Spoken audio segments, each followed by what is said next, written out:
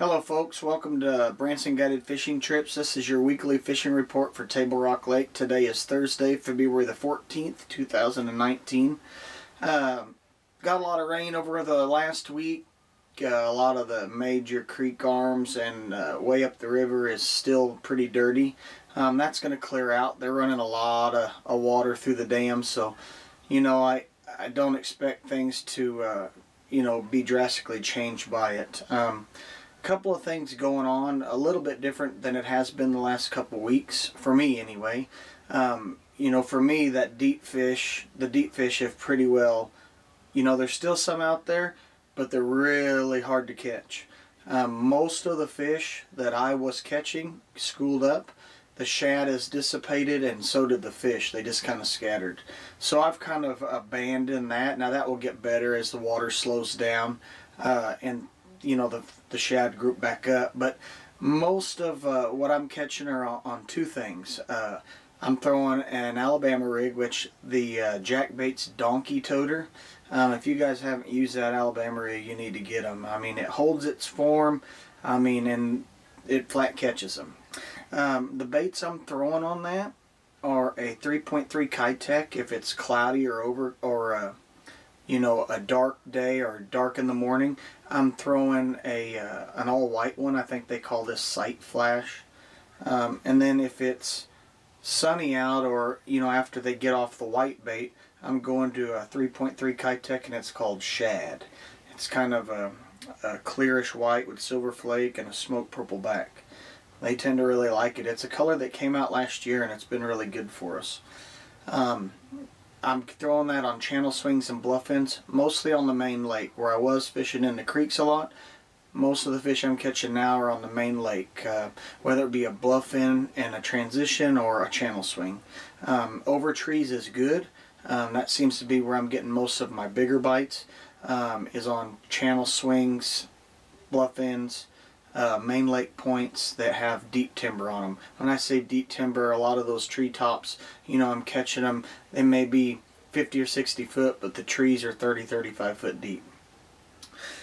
So that's a little bit about that. Another technique that has not been talked about here lately, but is a great technique. Last year they didn't get on it real good, but now I'm starting to see a lot of those little bitty shad dying.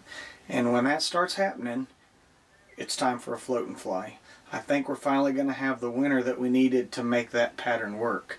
I'm doing it kind of in the same places that I'm fishing an Alabama rig.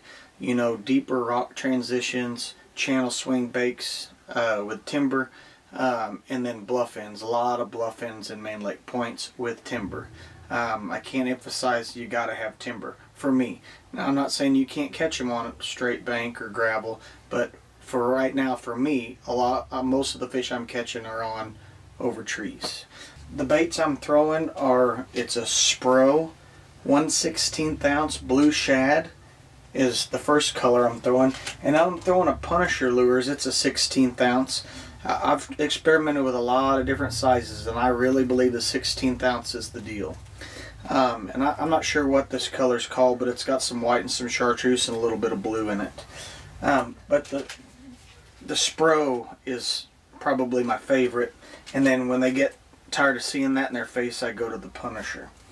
A little bit about how to rig the float and fly. I throw a 9.5 to 10.5 foot rod, depending on the length of my leader, and I've experimented with a lot of floats, and I believe this Mr. Crappie float, it's weighted on the bottom, is the right size and does a good job. And then I throw it with a Spro 3-way swivel. This is a size 6, and basically what you're going to do is I throw a 8-pound braid coming off my rod, and then I take and I tie in this 3-way swivel, so it's going to kind of be like this. And then what you do is that middle eyelet, you just take and clip your weight on just like that, so it's going to float just like that.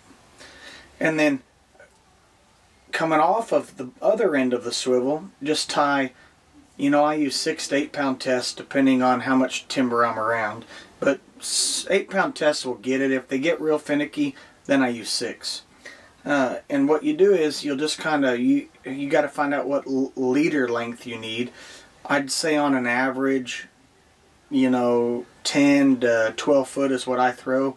I have had to throw 14 foot before, and you can't just cast it. You got to kind of come back like a fly rod almost and lob it out there.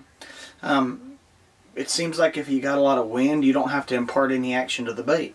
If you don't have any wind, they still will bite it, just not as well. What you want to do is dimple it. So you throw it out, let it settle, maybe 8 or 10 seconds, dimple, dimple, dimple.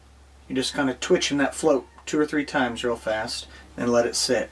Dimple, dimple, dimple, kind of like corking crappie. So if you can cork crappie, you can do this, and I mean, it catches fish from little bitty ones to 5-6 pounders. So that's what I would do. Most of the water temperatures throughout the lake is anywhere from 44 to 46 degrees. It seems to be generalized all over the lake. It's not one area it's warmer than the other. I think a lot of it's just because they're running so much water, but and it got cold on us. Winter came back on us.